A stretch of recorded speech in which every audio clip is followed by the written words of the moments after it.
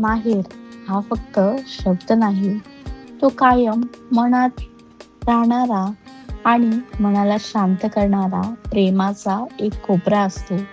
आईच्या घरची भेट आणखी खास होती, कारण आता आम्ही फक्त मुले म्हणून नाही, तर आईबाबांना त्यांच्या नातवंडासोबत पाहणारे पालक म्हणून आलो आहोत. आईच्या चेहऱ्यावरचं ते निरागस हसू, बाळाला जवळ घेतल्यावर तिच्या डोळ्यात दिसणारा आनंद आणि बाबांचं ते छोट्या छोट्या गोष्टीत गुंतून जाणं, हे सगळं पाहताना मन भरून आलं. माहेरचं प्रेम खरंच कधीच बदलत नाही, फक्त त्याची रूप मात्र बदलतात.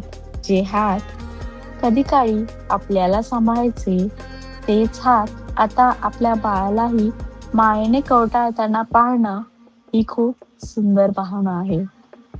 गर्भ बाळाचा आवाज, आजीच्या गोष्टी, आजोबांचे लाड करणे आणि त्या सगळ्यात निर्माण होणारे छोट्या छोट्या आठवणी, हेच खरं सुख. या भेटीत आम्ही फक्त वेळ घालवला नाही, तर एक नवीन नातं फुलताना पाहिलं. आई बाबांचं आजी आजोबा म्हणून जगणं, अशा क्षणी मन कायम कृतज्ञ राहतं. माहेर खरंच कायमच मनाजवळ असतं.